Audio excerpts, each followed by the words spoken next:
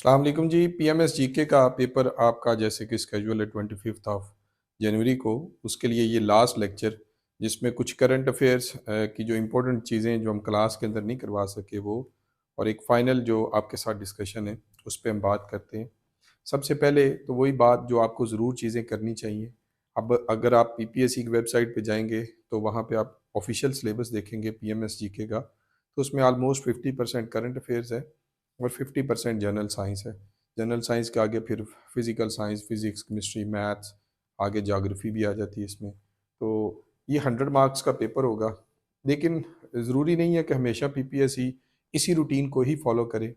PPSC कभी कभार जो है वो ज़्यादा पेपर साइंस का दे देता है, कभी ज्योग्राफी का ज़्यादा पेपर दे देता है। इसलिए हमेशा से ये रिकमेंडेशन रही है कि आप अपनी बेसिक्स को ठीक करें। वो बेसिक्स क्या हैं कि आपको वर्ल्ड मैप आना चाहिए, पंजाब का मैप आना चाहिए, पाकिस्तान का मैप आना चाहिए। उसके साथ साथ साइंस का जो बेसिक कॉन्सेप्ट्स हैं, फिज़िक्स के हो गए, केमिस्ट्री के हो गए, इन्वायरमेंटल साइंस के हो गए, इसी तरह इन्वेंशंस हैं कुछ, इसी तरह आपके मेजरिंग यूनिट्स हैं, वो उनका आपको आइडिया होना चाहिए। इस बेस पे एटलीस्ट ये हो सकता है कि आप अराउंड 60 मार्क्स जो हैं, और इसके साथ साथ कुछ चीज़ें इधर लिख के हम डिस्कस कर लेते हैं कि जो लास्ट डे 2 to 3 डेज़ के अंदर आपने ज़रूर करनी है। उसमें सबसे पहले तो देखें, साइंस का भी बच्चों को आइडिया होता है, लेकिन बच्चा ज़्यादा जो परेशान होता है वो करंट अफेयर्स में होता है। तो उस करंट अफेयर्स को समझना, जीके को समझना और हिस्ट्री को समझना, ये मैं कुछ एग्जांपल से समझाऊंगा, और फिर मैं आगे जो आज का हमारा मेन मुद्दा है उस पर चले जाएंगे। इसमें सबसे पहले तो देखो बच्चों, आज जो हमने देखना है इसमें करंट अफेयर्स देखना है 2024, 25 और 26 का। करंट अफेयर्स को ही समझना और करंट अफेयर से जीके समझना और जीके से हिस्ट्री समझना, यही सबसे बड़ा चैलेंज है स्टूडेंट के लिए। रट्टा मारने से ये याद कोई नहीं रहनी चीज़ें। इसको अगर कॉन्सेप्ट के मुताबिक लेके चलेंगे तो बिल्कुल ये हमेशा आपके माइंड में भी रहेंगी, और ये कभी आपको भूलेंगे भी नहीं। पेपर डे में भी आप इसको टिक मार्क कर सकेंगे।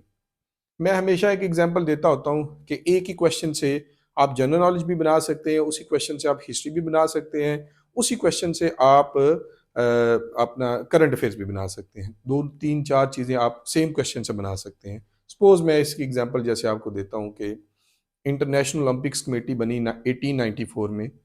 इंटरनेशनल ओलंपिक्स कमेटी 1894 में बनी। फर्स्ट टाइम जो मॉडर्न ओलंपिक्स हैं ये स्टार्ट होते हैं हमारे पास 1896 में। कहाँ से? एथेंस से। एथेंस ग्रीस से, यूरोपियन कंट्री है, वहाँ से। अच्छा, इसमें आपको पता होना चाहिए कि लेटेस्ट जो लास्ट टाइम हुए हैं वो कहाँ पे हुए हैं? पेरिस में हुए हैं। अच्छा, इसमें जो नेक्स्ट होंगे विंटर और समर, वो आपको पता होना चाहिए ओलंपिक्स। ठीक है जी। अच्छा, अब इसी एक थोड़ी सी इंफॉर्मेशन से हम हिस्ट्री भी देख लेते हैं, जनरल नॉलेज भी देख लेते हैं और करंट भी देख लेते हैं। सबसे पहली बात अगर मैं बात करता हूँ, आपसे पूछता हूँ जी बताएं मॉडर्न ओलंपिक्स कब स्टार्ट हुए, तो आपने कह रहे हैं जी 1896। मैं आपसे पूछता हूँ मॉडर्न ओलंपिक्स कौन सी कमेटी करवाती करवाती है? आप कहते हैं जी मॉडर्न ओलंपिक्स जो है वो इंटरनेशनल ओलंपिक्स कमेटी करवाती है। मैं आपसे पूछता हूँ, चले बताएं जो लेटेस्ट लास्ट जो ओलंपिक्स हुए हैं वो कहाँ पे हुए हैं? लास्ट ओलंपिक्स हमें इसलिए भी ज़रा ज़्यादा सूटेबल ज़रूरी है क्योंकि उसमें अरशद नदीम साहब ने गोल्ड मेडल हासिल किया पाकिस्तान के लिए 40 साल बाद। लास्ट टाइम जो हमने 1984 में किया था लॉस एंजल्स में हॉकी में, उसके बाद 2024 में अरशद नदीम ने अपना गोल्ड मेडल हासिल किया, तो इसलिए हमें पता होना चाहिए ये। तो अगर मैं आपसे पूछता हूँ कि जो लास्ट गोल्ड ओलंपिक्स हुए हैं वो कहाँ पे हुए हैं, तो आप बताते हैं जी लास्ट ओलंपिक्स 2024 में हुए हैं, और ये कहाँ पे हुए हैं? पेरिस ओलंपिक्स हुए हैं। तो मैं आपसे पूछता हूँ अगले कहाँ पे होंगे? आप कहते हैं सर विंटर यहाँ पे है और समर यहाँ पे है। तो इस तरह आप एक ही क्वेश्चन से हिस्टोरिकल, जीके और करंट अफेयर्स निकाल सकते हैं। इसी तरह की आज हम एक सीरीज मुकम्मल करेंगे जिसका आपको पता होना चाहिए। एक चीज़ और मैं फर्दर आप लोगों को बताना चाहूँगा जो आपको ज़रूर पता होना चाहिए। करंट अफेयर्स को खास तौर पे जो पीएमएस जीके का करंट अफेयर्स है या ओवरऑल पीपीएससी का करंट अफेयर्स है, इसको आप 3 से 4 5 डोमेन्स में डिवाइड कर लें तो आपके लिए समझना आसान होगा। सबसे पहले बच्चों ऑर्गेनाइजेशन बेस्ड करंट अफेयर्स। इसी की ऑर्गेनाइजेशन बेस्ड करंट अफेयर्स भी होता है, जीके भी होता है और हिस्ट्री भी होती है। सपोज मैं आपसे पूछता हूँ जी यूनाइटेड नेशन ऑर्गेनाइजेशन कब बनी, तो आप कहते हैं अक्टूबर 24 1945 में बनी, ये इसकी हिस्ट्री हो गई। मैं आपसे पूछता हूँ यूनाइटेड नेशन ऑर्गेनाइजेशन का हेडक्वार्टर कहाँ पे, आप कहते हैं सर न्यूयॉर्क में। ये इसकी करंट अफेयर्स हो गया। मैं आपसे पूछता हूँ कि लेटेस्ट जो यूएनजीए का सेशन चल रहा है, यूनाइटेड नेशन जनरल असेंबली का सेशन चल रहा है, ये कौन सा नंबर का है? आप कहते हैं 80 नंबर का सेशन है। मैं उसकी करंट प्रेसिडेंट पूछ लेता हूँ, वो आप बता देते हैं। तो एक ही ऑर्गेनाइजेशन से हमने देखा, इस तरह से ब्रिक्स है, G7 है, G20, वो आगे चल के हमने सारे डिस्कस कर लेने आपके साथ। दूसरा पर्सनैलिटी। पर्सनैलिटी में स्पेशली मैं जब भी पर्सनैलिटीज की बात करता हूँ तो इसमें दो तरह की पर्सनैलिटीज हैं, एक लेटेस्ट और एक ओल्ड।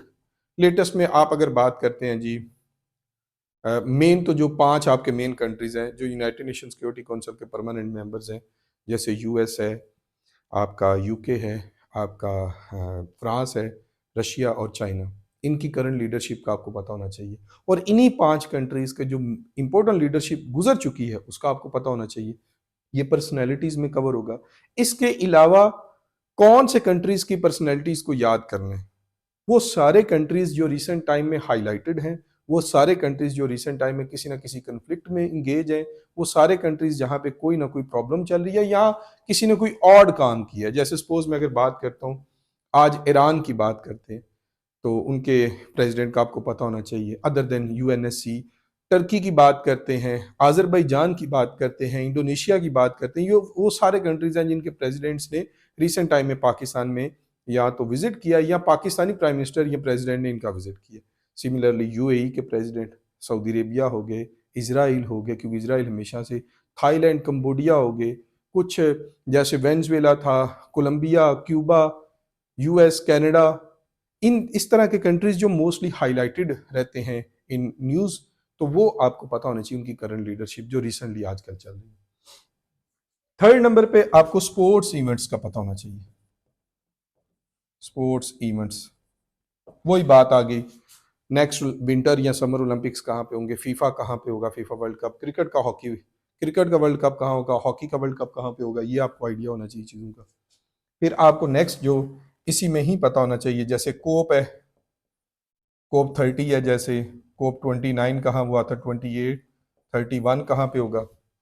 सिमिलरली आपको आइडिया होना चाहिए रिसेंट जो एक्सरसाइज होती हैं, जैसे द्रुज़बा होता है between Pakistan and Russia, Pakistan और चाइना के दरमियान अगर कोई मिलिट्री एक्सरसाइज हो रही है, इंडिया और रशिया के दरमियान कोई मिलिट्री एक्सरसाइज हुई है, अमेरिका और इंडिया के दरमियान कोई मिलिट्री एक्सरसाइज हुई है, या रिसेंट पैक्स जैसे क्वाड, क्वाड प्लस, ऑकस, 2+2, इस तरह के कुछ एग्रीमेंट्स, लिमोवा, कॉमकासा, इस तरह के जो एग्रीमेंट्स हैं वो इधर आ जाएंगे। फिर पाकिस्तान की करंट लीडरशिप आ जाएगी,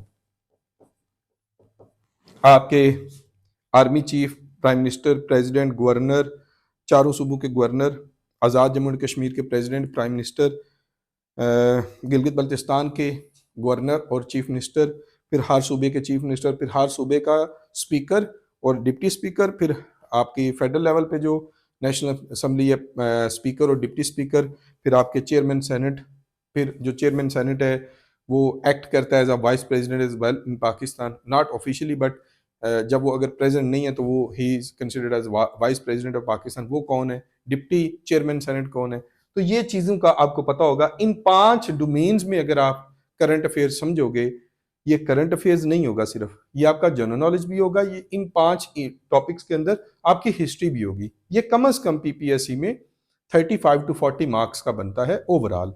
अगर आप पिछले चंद सालों का पीएमएस का जीके देख लो, या अगर आप पीएमएस जीके की बात नहीं भी करते, आप जनरल पीपीएससी के पेपर देख लो, तो ये ओवरऑल इतने मार्क्स का आपका जरूर बन जाता है। इसी हिसाब से ही हमने आज आपका जो लेक्चर डिज़ाइन किया है, अगर आप इसको ध्यान से समझ के चलेंगे तो इंशाल्लाह आपके बहुत अच्छे जो 6, 8, 10 नंबर का मुश्किल पेपर होता है वो, और मोस्टली जो चीज़ों को रिलेट करना है दूसरी चीज़ों के साथ, दूसरे टॉपिक्स के साथ, वो आज आप सीख पाएंगे। तो स्टार्ट करते हैं जी आज से। अभी आपका जो लेक्चर है उसमें हम इकोनॉमी से ही स्टार्ट कर लेते हैं, पाकिस्तान की इकोनॉमी। इसमें प्यारे बच्चों आपको पता होना चाहिए कि अभी के हमारे फाइनेंस मिनिस्टर कौन है। पहली बात तो जो पता होनी चाहिए आपके, वो मोहम्मद औरंगजेब साहब है, जो पाकिस्तान के फाइनेंस मिनिस्टर बने कौन सी डेट को, सॉरी ये इन्होंने जो फेडरल बजट दिया, डेट भी डेट देखने की जरूरत नहीं, सिर्फ आपको पता होना चाहिए करंट फाइनेंस मिनिस्टर कौन से है। एक तो पाकिस्तान के फाइनेंस मिनिस्टर और फिर पंजाब के फाइनेंस मिनिस्टर का भी जरूर पता होना चाहिए आपको। फिर टोटल हमारा जो बजट है साल 2025 और 26 के लिए 17.57 ट्रिलियन रुपीस, जो कि पिछले साल से थोड़ा सा कम है। वो देख लीजिएगा कितने परसेंट कम है, वो भी हमने साथ 6.9% मेंशन कर दिए। सिमिलरली हमारा जो टैक्स का हदफ है पिछले साल था 12,900 अरब रुपया, इस साल है हमारा 14 पॉइंट तकरीबन 14,130 अरब रुपया, जो पिछले साल से 9% ज्यादा है। ये भी आपने देख लेना है। फिर एक ग्रोथ रेट भी इस तरह से पीपीएससी समटाइम्स पूछ लेता है। जो बजट टारगेट हमने इस साल सेट किया हुआ है, ग्रोथ हमारी होगी पाकिस्तान की 4.2% होगी। लास्ट ईयर 3.6 था, लेकिन इतना हम अचीव नहीं कर पाए थे। इसके अलावा जी इन्फ्लेशन है, इस साल हमारी 7.5% होगी, जो प्रोजेक्टेड है, एस्टिमेशन है, जो ये एस्टिमेशन के मुताबिक। लास्ट ईयर की जो थी इन्फ्लेशन वो 12% थी। हमारा जो करंट इंटरेस्ट रेट है इस डेट के मुताबिक नहीं देखना, आपने लेटेस्ट देखना है, वो 10.5% है। इसे पॉलिसी रेट भी कहते हैं। और ये यहाँ पे आपको नीचे भी वैसे मेंशन्ड है, ये आपको पता भी होना चाहिए। There are two kinds of policies, one is monetary policy, another is physical policy. Monetary policy is always presented by State Bank of Pakistan and physical policy is always presented by government of Pakistan. दोनों में difference है। Finance को, money को deal करता है state bank, और state bank के governor का भी पता होना चाहिए। स्टेट बैंक के गवर्नर का नाम है जमील अहमद। और physical policy government of Pakistan देती है, monetary policy state Bank of Pakistan देती है। वर्ल्ड बैंक ने कहा जी इस साल हम 3% के चलेंगे, आईएमएफ ने कहा 3.2% के रेट से हमारी ग्रोथ होगी। ये थोड़ा सा इकोनॉमी है, लेकिन इसमें से हर सूरत एमसीक्यूज आता है। आपका 25 को पेपर है, देख लीजिएगा, जरूर आएगा। इन फिगर्स को आपने मोटा मोटा देख लेना, याद रखना। आगे चलते हैं जी। ये बजट का आउटले है, ये मैं नोट्स भी अपने बच्चों के साथ शेयर कर दूंगा। समझ आ गई। जो हमारे अपने स्टूडेंट्स हैं जिनने जो पीएमएस की तैयारी कर रहे हैं, जो पीपीएससी जीके की तैयारी कर रहे हैं, आप लोगों के साथ इंशाल्लाह शेयर हो जाएंगे या फोटोकॉपी के पास पड़े होंगे। फिर आज होगी इकोनॉमिक सर्वे के ऊपर। इकोनॉमिक सर्वे कहता है जी पाकिस्तान का जो इकोनॉमिक सर्वे 2024 और 25 है, उसके मुताबिक पाकिस्तान की जो पॉपुलेशन है 241.5 मिलियन पॉपुलेशन है। मेल 124 है, फीमेल 117, और लिटरेसी रेट हमारा 60.6% है। मेल का 68, फीमेल का 52.8। पब्लिक डेट ये करने की जरूरत नहीं है, बस पर कैपिटा इनकम देख लीजिएगा। पर कैपिटा इनकम आपने 2024-25 की भी देख लेनी है, और 25-26 की अगर आई है तो वो भी देख लेनी है पर कैपिटा इनकम। वो आप गूगल कर लीजिएगा, आपके पास ये यूएस डॉलर में 1824, मेरे ख्याल में ये ज्यादा है, फिर भी आप इस फिगर को जो है ना वो वेरीफाई कर लीजिएगा प्लीज। आगे चलते हैं। फिर ये वही बात आ गई, जैसे मैंने बोला current leadership of Pakistan. Governor चारों सूबों के, चीफ मिनिस्टर चारों सूबों के, स्पीकर असेंबली चारों सूबों के, डिप्टी स्पीकर असेंबली चारों सूबों के। ये आपने एक दफा इनको देख लेना। और इसमें मरियम नवाज साहिबा ने, क्योंकि she is first female chief minister of Punjab, तो इनकी डेट ऑफ जिस दिन इन्होंने हलफ उठाया था वो देख लीजिएगा। और ये कौन से नंबर की हैं prime minister CM of Punjab, ये भी आपने देख लेना। इसके अलावा मेरा ख्याल है इसमें कोई नहीं करने की जरूरत। सुहेल अफरीदी का बिल्कुल भी नहीं पूछेगा, और बस ठीक है, ये आपने देख लेना। आगे चलते हैं। फिर वही बात, प्रेसिडेंट ऑफ पाकिस्तान कौन से नंबर के प्रेसिडेंट है, 14 है, 15 है, 13 है। प्राइम मिनिस्टर 23rd है, 22nd एंड 24th है, ये आपने देख लेना। डेप्टी प्राइम मिनिस्टर, पाकिस्तान की हिस्ट्री में सिर्फ 2 ही डेप्टी प्राइम मिनिस्टर गुजरे हैं। एक चौधरी परवेज लाई साहब 2013 में नवाज शरीफ साहब के डेप्टी प्राइम मिनिस्टर है। प्लीज इसको कंफ्यूज नहीं करना आप लोगों ने उसके साथ जो आपके डेप्टी प्रेसिडेंट गुजरे हैं। डेप्टी प्रेसिडेंट या वाइस प्रेसिडेंट हिस्ट्री में एक ही आए, Nurul Amin, after 1970 elections. He was from west east Pakistan. तो डेप्टी प्रेसिडेंट वही हमारी हिस्ट्री में है। डिप्टी प्राइम मिनिस्टर 2 हैं हमारी हिस्ट्री में, एक चौधरी परवेज लाई साहब 2013 में, और दूसरे अभी इसाक डार साहब। इसाक डार पाकिस्तान के फॉरेन मिनिस्टर भी हैं और साथ साथ डिप्टी प्राइम मिनिस्टर भी हैं। चेयरमैन सेनेट जी सैयद यूसुफ रजा गिलानी, सेनेट के बारे में पता होना चाहिए। पहले चेयरमैन, सबसे लॉन्गेस्ट सर्विंग चेयरमैन वो मेरे ख्याल में पॉसिबली वसीम सज्जाद साहब है। और करंट जो चेयरमैन सेनेट है, speaker national assembly Ayaz Sadiq. Chairman senate का ये भी पता होना चाहिए कौन से नंबर के हैं। स्पीकर असेंबली अयाज सादिक, और डिप्टी नेशनल असम्बली वो गुलाम मुस्तफ़ा शाह साहब हैं, ये आपने देख लेना, इसको याद भी कर लेना। फिर आ जाते हैं जी एनएफसी के पाकिस्तान में फेडरल बोर्ड ऑफ रेवेन्यू जो पूरे साल में सरमाया इकट्ठा करता है थ्रू टैक्सेस, वो किस तरह से प्रोविंसेस के अंदर डिवाइड होगा, ठीक है, उसको हम कहते हैं एनएफसी अवार्ड। वो फेडरल गवर्नमेंट कितने पैसे रखेगी अपने पास, प्रोविंशियल गवर्नमेंट कितने पैसे रखेगी अपने पास, उसे हम कहते हैं एनएफसी अवार्ड। ये एनएफसी अवार्ड दिया जाता है नेशनल फाइनेंस कमीशन के अंडर। अभी जो पाकिस्तान में एनएफसी अवार्ड चला है वो 7 नंबर का चला है, उसके बाद अभी नया नहीं आया। 1951 से मिलता आ रहा है, कॉन्स्टिट्यूशन का आर्टिकल 160 डील करता है इसके साथ। अभी 7th एनएफसी जो है वो इफेक्ट है हमारे में कंट्री के अंदर, इसी के मुताबिक ही डिस्ट्रीब्यूशन होती है। इसके मुताबिक 57% ले जाते हैं प्रोविंसेस, 42.5% पूरे 100 में से आपके ले जाते हैं, ये मेरे हाल में उल्टा हो गया, 57%, हाँ जी, 57.5% ले जाते हैं प्रोविंसेस, 42.5% ले जाता है फेडरल गवर्नमेंट।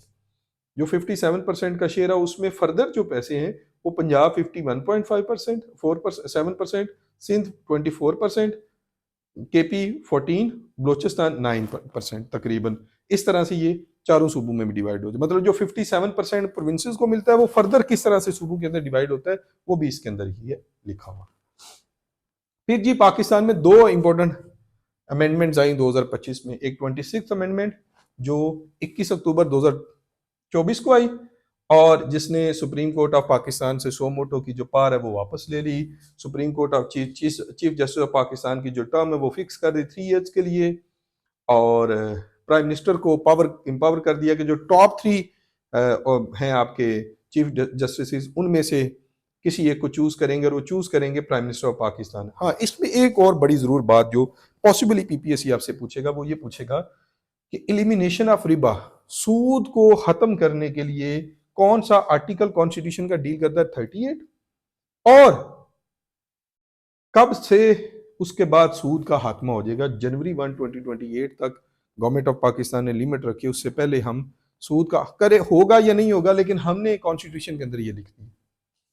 फिर जी 27th अमेंडमेंट है, 27th अमेंडमेंट में chairman of joint chief of staff committee जो है वो अबॉलिश हो गई, उसकी जगह नया ओहदा इंट्रोड्यूस हुआ जिसे आप CDF कहते हैं, चीफ ऑफ डिफेंस फोर्सेस।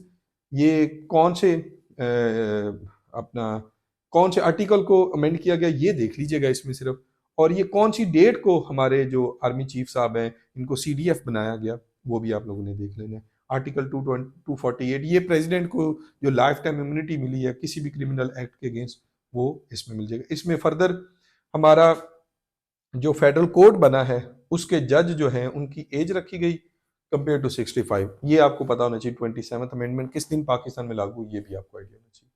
फिर फ्लड्स हैं, फ्लड के बारे में एक जरूर इंफॉर्मेशन मैं आपको देना चाहूंगा, क्योंकि फ्लड फिर हमने 2025 में बहुत हैवी पाकिस्तान में डिस्ट्रक्शन देखी फ्लड के लेके।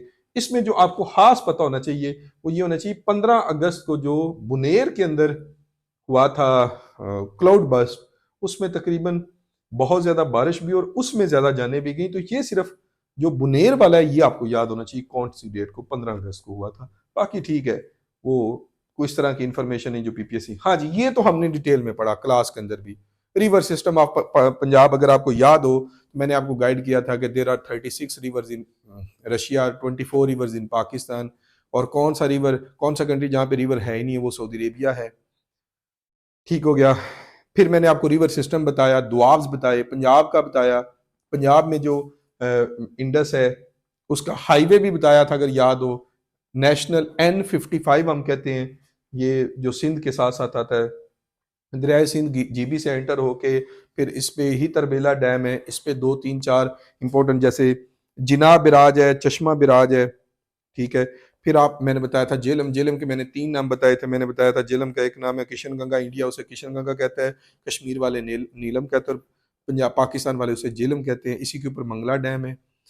दरिया जेलम जाके हेड त्रीमू में ख़त्म हो जाता है, हेड त्रीमू जंग में है। फिर मैंने आपको बताया था अगर याद हो आप लोगों को, तो फिर चिनाब आता है, चिनाब में चिनाब हेड मराला सियालकोट से एंटर होता है, इसके ऊपर हेड हान की, हेड कादराबाद, और चिनाब जो दरिया है ये हेड त्रीमू में जाके जेलम के साथ मिल जाता है, वहां से जेलम खत्म और चिनाब फिर आगे चलता है। फिर रावी है, रावी मध्यपुर से स्टार्ट होता है, और शादरा बल्लो की, इसके ऊपर हेड बल्लो की, ये हेड से दुनाई। हेड से दुनाई के बारे में तो हर बड़ा ही पूछता है कि कहाँ पे है, हानेवाल के करीब।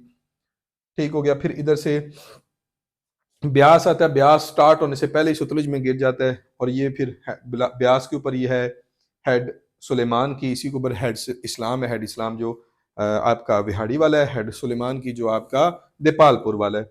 ये पांचों के पांचों हेड पंजनत पे इकट्ठे होते हैं। वहां से फिर मिठन कोट में ये पांचों दरिया जो हैं ब्यास को मिला लें तो मिठन कोट में दरिया सिंध में गिर जाते हैं, और दरिया सिंध जाके फिर नीचे देख लें कोटरी ठट्ठा से अरेबियन सी में गिर जाता है। ये आपको पता होना चाहिए ज़रूर। पंजाब के बारे में खास तौर पे पंजाब के जो चार इंपॉर्टेंट दुआब्स हैं, पांच, वो भी आपको पता है। सिंध सागर दुआब, दो दरियाओं के दरमियान वाली ज़मीन को दुआब कहते हैं। Sindh Sagar Doab is between Chenab and Jhelum, sorry Jhelum and Indus. फिर चज दुआब, चिनाब एंड जेलम। फिर आपका रचना दुआब, रावी एंड चिनाब। फिर बारी दुआब, ब्यास एंड रावी। फिर आपका बिस दुआब, सतलुज और ब्यास के दरमियान। पांच दुआब हैं, ये आपको पता होना चाहिए। आगे आ जाएं तो पाकिस्तान की रैंकिंग्स जी, इससे जरूर पेपर आता है। आपने अक्सर पेपर देखा भी होगा पीपीएससी का, इससे जरूर पेपर आता है।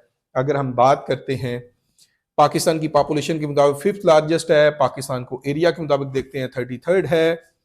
तेज इसलिए समझा रहा हूँ क्योंकि ये मोस्टली चीज़ें हमने डिस्कस की हुई हैं, लेकिन मैं जब जस्ट चाहता था आप लोगों की रिवीजन भी हो जाए, मोस्टली चीज़ें आपको मिल जाए।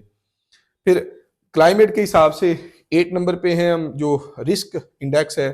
फिर हमारा जो जस्टिस के हिसाब से 129 नंबर पे हैं हम। आपका वर्ल्ड फ्रीडम के हिसाब से 152nd है, और डेवलपमेंट के हिसाब से, ह्यूमन डेवलपमेंट के हिसाब से 164th है, और वाटर ड्रिंकिंग क्वालिटी के हिसाब से 80th नंबर है। जेंडर डिस्पैरिटी रिपोर्ट जो हम लास्ट पे हैं, वेमन के रिलेटेड हम लास्ट नंबर पे हैं, 148 नंबर पे हैं, और ये वर्ल्ड इकोनॉमिक फोरम देता है, जिसकी आजकल मीटिंग भी चली डेवोस में। और मिलिट्री के हिसाब से we are 12th strongest military in the world. Global fire power index जो है वो इस बारे में बताती है। ये कुछ रैंकिंग्स हैं, जरूर याद होनी चाहिए आपको। नेक्स्ट चलते हैं जी। नेक्स्ट आपके पास इंटरनेशनल आ जाते हैं। हाँ जी, अब ये बड़ा इंपॉर्टेंट डॉक्यूमेंट है जी, इसको थोड़ा सा अगर आप खुद भी देखना चाहिए, याद भी रख लेना आपने। देखिए बच्चों, इसमें इसके अंदर आपको जो चीज़ों का खास पता होना चाहिए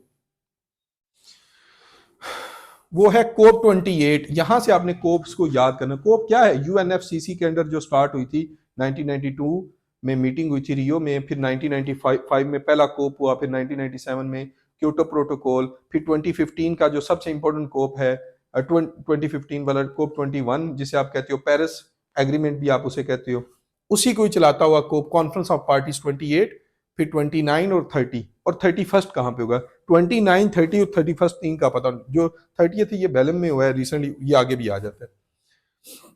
फिर थर्ड समिट फॉर डेमोक्रेसी, ये अमेरिका करवाता है जी डेमोक्रेसी के ऊपर समिट। ये लास्ट जो 2024 में हुआ था वो तो हुआ था साउथ कोरिया में। 2025 वाला आपने खुद जरा देख लेना।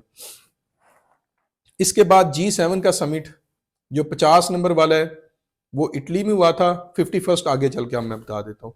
79 सेशन, अभी 80th सेशन चला यूनाइटेड नेशन जनरल असेंबली का। आप देखें ना, यहाँ तक आपको ये भी पता होना चाहिए कि यूनाइटेड नेशन जनरल असेंबली का प्रेसिडेंट हर साल चेंज होता है। UN United nation security council का प्रेसिडेंट हर महीने चेंज होता है।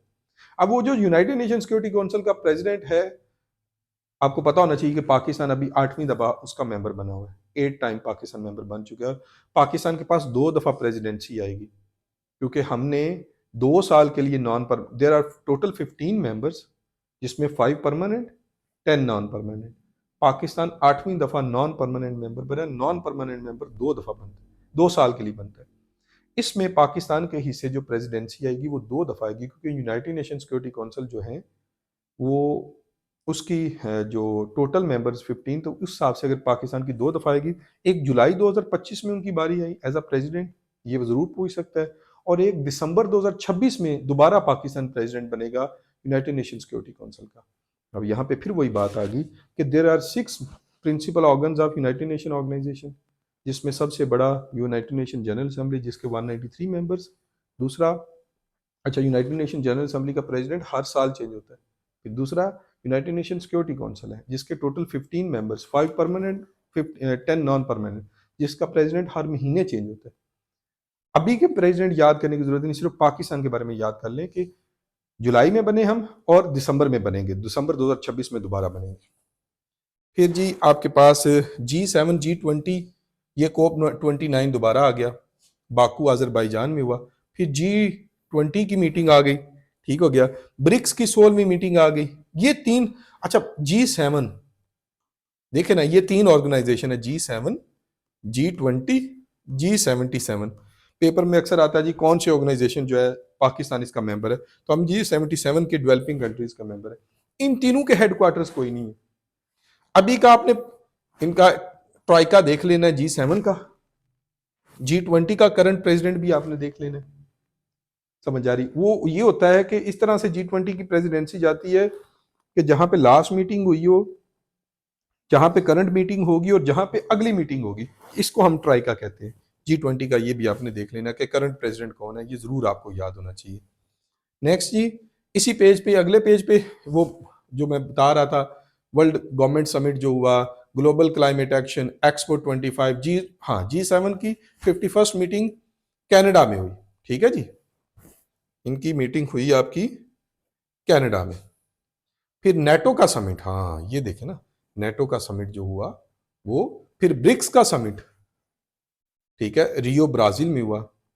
फिर ब्रिक्स के भी टोटल मेंबर्स कितने, ये भी आपको पता होना चाहिए। एससीओ अगर मिस है, हाँ एससीओ यहां से मिस हो गया हमसे, वो आप नोट कर लीजिएगा। शंघाई कोऑपरेशन ऑर्गेनाइजेशन, जिसका पुराना नाम शंघाई 5 था, 2001 में शंघाई कोऑपरेशन ऑर्गेनाइजेशन बन गई। टोटल अभी उसके 10 मेंबर्स हैं। इसकी रिसेंट मीटिंग, क्योंकि पाकिस्तान में ये तो जरूर पूछेगा, वो आपने नोट कर लेनी है।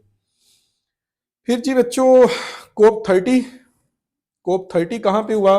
बेलम ब्राजील में। और नेक्स्ट जो कोप होगा वो भी आपने देख लेना है, ठीक है। इसके साथ ही हम नीचे की तरफ जाते हैं तो हमारे पास वो COP29 COP30 की भी वो डिटेल्स अवेलेबल है। फिर आ जाए, वही बात आ गई, आईसीसी क्रिकेट का 2024 का वर्ल्ड कप हुआ, वेस्ट इंडीज और यूएस में जीता इंडिया।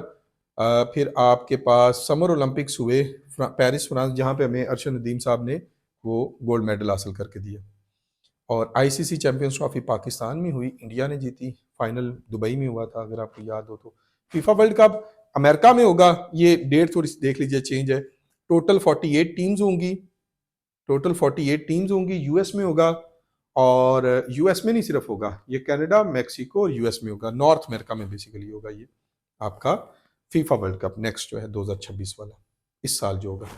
फिर वही आ गई यूएन की 80, यूएनजीए का। फिर मैं रिपीट करता हूँ, यूएनजीए का प्रेसिडेंट हर साल चेंज होता है। इनकी मीटिंग हर साल सितंबर में होती है। यूनाइटेड नेशन सिक्योरिटी काउंसिल का प्रेसिडेंट हर महीने चेंज होता है, ठीक है। तो अभी यूनाइटेड नेशन जनरल असेंबली का जो करंट प्रेसिडेंट है, उनका नाम है एनालेना बर्बक। ये हैं खातून हैं बेसिकली जर्मनी से, ठीक हो गया जी। पाकिस्तान के एम्बेसडर आसम इफ्तिखार अहमद खान हैं, जो परमानेंट रिप्रेजेंटेटिव हैं पाकिस्तान के यूएस में, इसमें यूएन में। बिलाल अहमद हमारे जिनीवा में हैं, और मोहम्मद कामरान अख्तर मलिक वाइना में है। फिर जी नेटो जरूर पता होना चाहिए टोटल। अच्छा बच्चे अक्सर बहुत गलती करते हैं, बहुत ज्यादा गलती करते हैं, देखिए ना, आप लोग मिक्स कर जाते हो। देखो एक यूरोप है, ये कॉन्टिनेंट है, Europe is a continent. European union is a block of economic development, जिसके 27 मेंबर्स हैं। मैं यूरोप तो कॉन्टिनेंट हुआ, यूरोपियन यूनियन के 27 मेंबर्स, और इसमें से 21 यूरो करेंसी यूज करते हैं। जो पहले ये 20 थे, अभी 21 हो गए। फिर बच्चों एक नेटो है, वो मिलिट्री अलायंस है, जो 1949 में बना against Russia to protect Europe. इसके टोटल 32 मेंबर्स हैं। इसमें इसको हेड करता है यूएस, ठीक है। तो ये तीन अलग है, Europe is a continent, European union is a economic block, NATO is a military alliance. 1949 में बना, वाशिंगटन डीसी हेडक्वार्टर, बनाने वाले 12 थे उस टाइम मेंबर्स। रिसेंट जो समिट हुआ 76 समिट हुआ नेदरलैंड्स में। करंट जो इसके हेड हैं वो आपको पता होना चाहिए। नेक्स्ट जी, ये नेटो के बारे में सारी डिटेल। ये नोबल लॉरिएट्स हो गए। नोबल प्राइज आपको पता अल्फ्रेड नोबल के नाम पे 1901 से स्टार्ट होता है, और इसमें आपको जो पीस का तो ज़रूरी पता होना चाहिए, लेकिन 24 और 25 के जो नोबेल प्राइज़ विनर्स हैं उनका ज़रूर आपको पता है। स्वीडन के थे ये, अल्फ्रेड नोबेल, और पहली दफ़ा 1901 में दिए गए। शुरू वाले आपको पता होना चाहिए। पहला जो नोबेल प्राइज़ मिला था वो हेनरी ड्यूरेंट को मिला था 1901 में, फ्रेडरिक पासे को मिला, फ्रांस वाले को, इन दोनों को मिला था। इसके अलावा जो मेन नोबेल प्राइज़ लॉरिएट्स हैं, लाइक मैरी क्यूरी को बड़ी दफ़ा मिला, फिर रविंद्रनाथ टैगोर को, फिर अब्दुल सलाम जो 1979 में पाकिस्तानी थे पहले जिनको नोबेल प्राइज़ मिला था, फिर मलाला यूसुफजई 2014 में जिनको नोबेल पीस प्राइज़ मिला, ये आपको पता होना चाहिए। फिर रिसेंट जो हुए हैं दो, वो ये हो गए 2025 वाले, और ये हो गए 2026 वाले। मैं नोट्स के साथ आपको शेयर कर दूंगा, कोई मसला नहीं। फिर जी रिचेस्ट लोगों की बात करते हैं, तो एलन मस्क 409 बिलियन के साथ, लैरी एलिसन 296, और मार्क जकरबर्ग जो है फेसबुक वाले। फिर अगर हम बात करते हैं जो जो दुनिया की अमीर तरीन कंपनीज हैं, एनवीडिया हो गई 4.23 ट्रिलियन के साथ, माइक्रोसॉफ्ट हो गई 3.77 के साथ, एप्पल, ये कुछ हैं ऑर्गेनाइजेशंस। फिर वही आम कितने न्यूक्लियर पावर्स हैं, 9 कंट्रीज हैं जिनके पास न्यूक्लियर है, और 31 कंट्रीज हैं जो न्यूक्लियर के ऊपर काम कर रही हैं।